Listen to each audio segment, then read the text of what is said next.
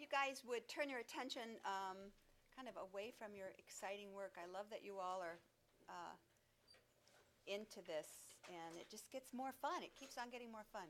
So a couple things. I put up a student help forum, and in that forum, one of the things I asked you to do for the weekend for some points on problem solving was to research how to open an EOO file. And I got several different ways to do that. And we're going to talk a little bit about problem solving today and searching different sites. So this is the one that one of the students found. It's probably the easiest description. It was not on the Esri site. Sometimes Esri has great stuff. Sometimes Esri has stuff that's way over my head, and I can't understand what they're talking about. So this has the description on how to open an EEO file, and what you're doing is you're using the tools that are embedded in ArcInfo if you have ArcInfo.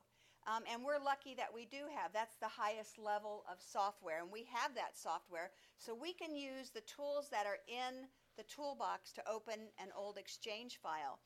And so this just walks you, it's like 4 steps, how to open an Exchange file. So I have embedded one I found on the Oregon Geospatial Data Clearinghouse so you can practice with, see if you can get that to work for you. It's a zipped file, so you'll have to unzip it, and then you can convert it to a coverage. And then once you have a coverage, you could convert that to a feature class, which is the more modern format. So thank you guys for researching that. Steve found one. You want to talk about the one you found, the first one that you found that required? Yeah. And you could come talking by mic, Steve, if you want, so we could capture that, or not.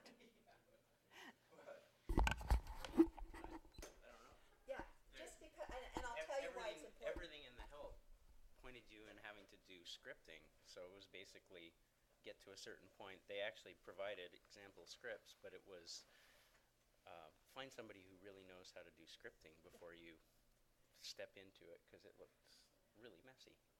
Yeah, and so I won't give you things like that to do because you wouldn't be able to do it without some Python practice. However, what that would be for is if you had Arc Editor and you didn't have ArcInfo and you needed to open an EOO file, then you would need to run to the Python scripting and have it do that.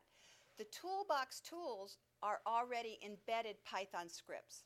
And that's the difference. So if you're working for somebody who can't afford this license, then you can still open those files, but you need to be able to get someone to run a script.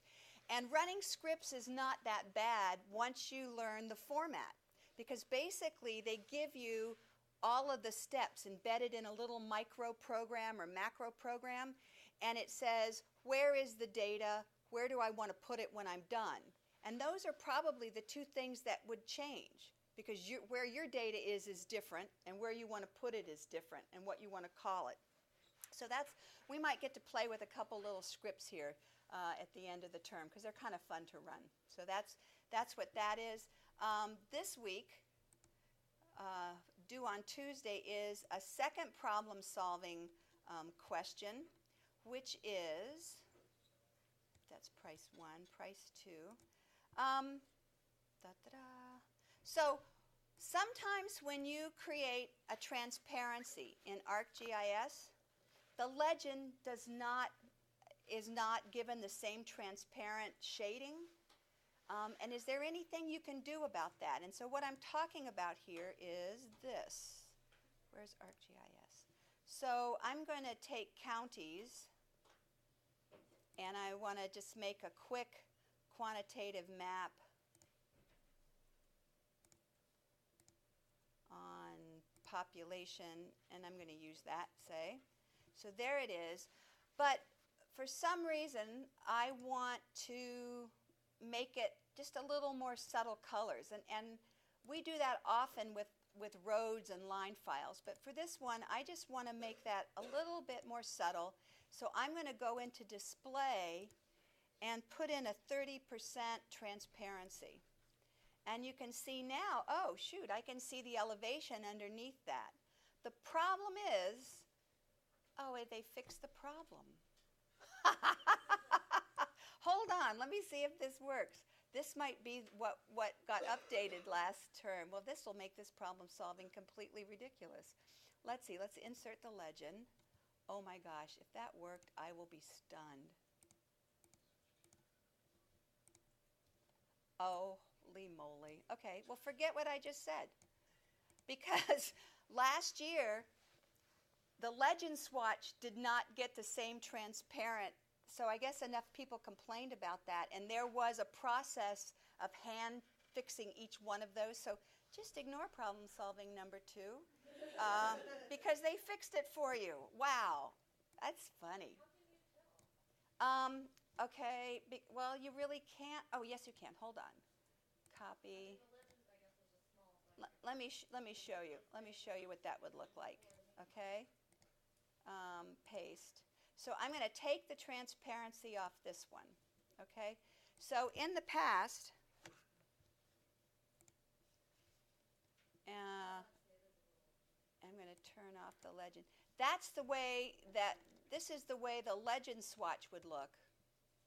These really dark colors, but the map would look like that. And so it was really hard to compare your colors if you used a transparency. But they they fixed it. So as Rosanna Dana says, never mind. Okay. All right. The other thing on Price this week, let's see, where's my Moodle again? Oh, that's just, I love these like real live demos that are painfully obvious. Okay. The Price chapter questions. Let's see, is that the one? Yes. So I said the challenge problem is on the exercises. The challenge problem is worth 2 points. I meant 1 point. I'm sorry, I'll fix that. So the rest of the 4 maps are worth 4 of the 5 points, and then the challenge problem is worth the last point. So that way, if you can't get to the challenge problem, you can get a good solid B anyway, so not to panic on that. All right, now let's see, what else do we have today? So I'm going to have to find a new problem solving for next week. That's so funny. That was in my to-do list to check that to make sure that was still a problem, but oh well. All right, so I had a couple people ask me questions about raster, the raster portion of this lab. And so I just wanted to go through a couple places where you can look for really good information. So I find that Price is not always completely clear. And I don't know that she's always 100% correct in how she talks about data and information. And so I'm always having to go somewhere else to find a better explanation or a different explanation. And so one thing I did today, somebody was asking the question on what's the best classification method for different rasters. So that's what I typed into Google. I just said, what is best classification method for slope raster? You know, I just typed in the whole sentence, and here's what I got, some options. Down here, I got ArcGIS Help 10.1, ArcGIS Help 10. Well, we're using software 10, so I clicked on that.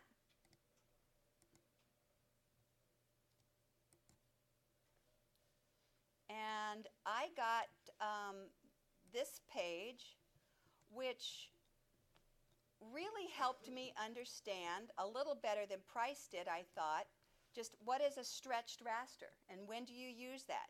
And then it talked about the RGB composite. Okay, when am I using that? And then classified data.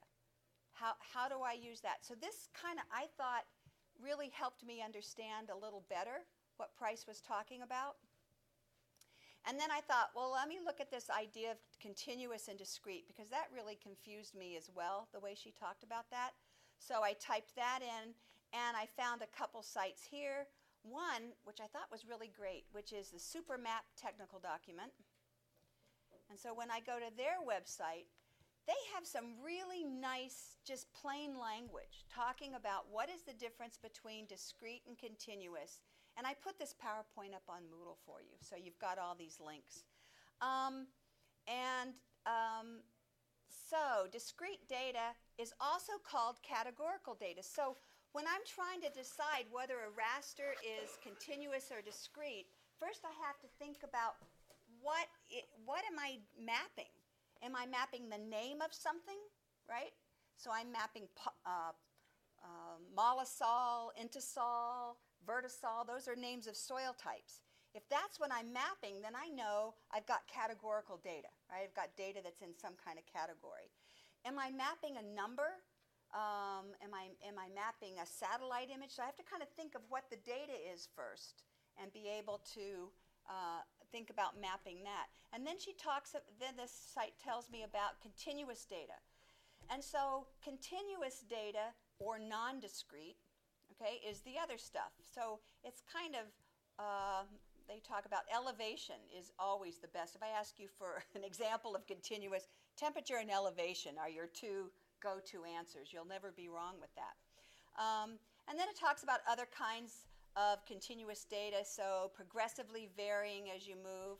I just thought this was a really great example. And then it talks more about DEMs and different kinds of raster data. So you may run into a raster data called a Mr. SID, which is a multi-resolution seamless image database. So you get some other information from this site as well. And then I found this PDF, so I kept looking. And this is a PDF that I think was not made for GIS professionals, but maybe people beginning GIS. And it has a really great, so look at this. So continuous, elevation, temperature, that's what they say right here. Thematic is what they're talking about as discrete, right? So they're using these terms interchangeably.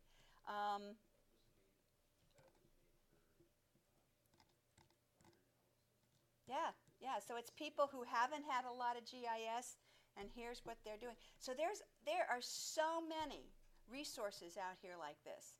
So rasters is surface map, understanding raster data, thematic maps. So for you really to understand this, I don't think you can rely on Price alone. I think there are so many other resources that are going to make it click. And sometimes if I read this first, I'd be confused, and then when I read Price, it would make sense. So sometimes it's just the multiple input that helps you understand it and hearing it and learning the terms. So that said, you know, when you find something like that, post it on the student help. So I will put that PDF on the student help because I think that's a really nice, clear resource to help you understand that. There are a lot of resources that are better at explaining JENCs, you know, all those different classification methods out there. And if you find one that really makes sense to you.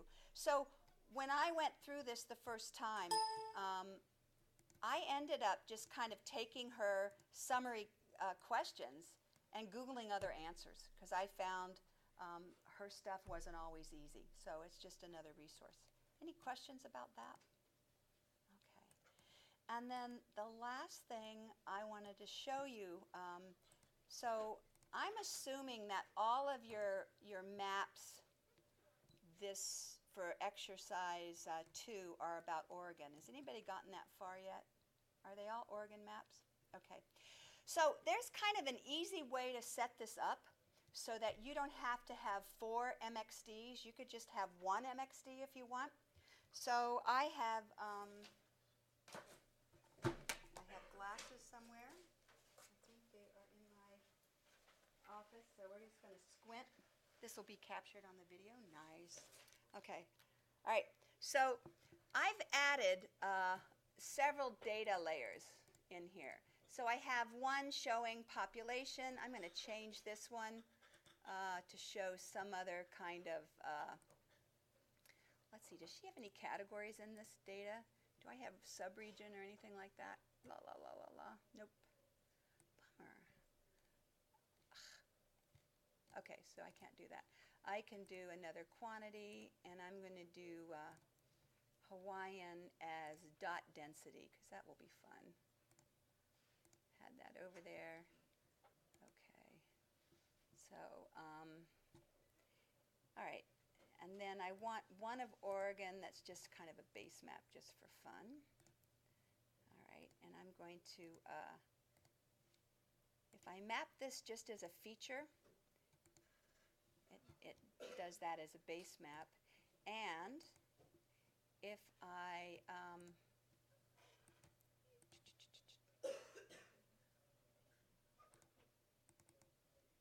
where am I going here? There we go. If I add no color, then it makes it all just look like one background. Okay, so I'm going to put this underneath my dot density. All right, so I have 3 ways to show Oregon here. One is counties, one is Hawaiians, and I think I have to change that color because you're not, oh well, I can make this. Let's try that. Still not showing it very well, but anyway. Can I change that? Aha, there we go. Okay, so I have Hawaiians here, and then I've got the elevation map, which actually, no, I won't do that right now. Okay, so I have these 3 different things, and if I go into my map view, my layout view, and I can turn them on separately, right?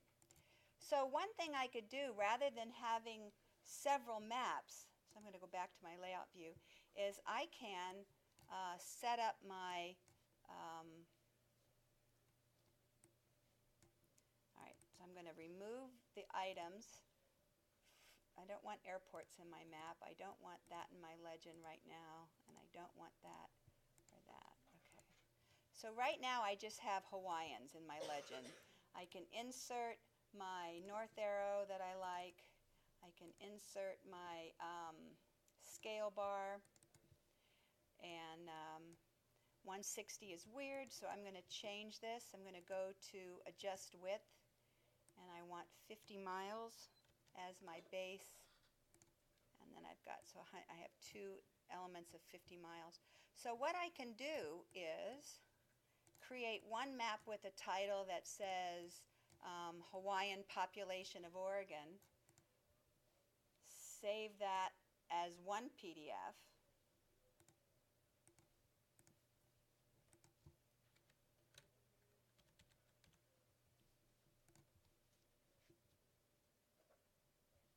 and then I can turn this off.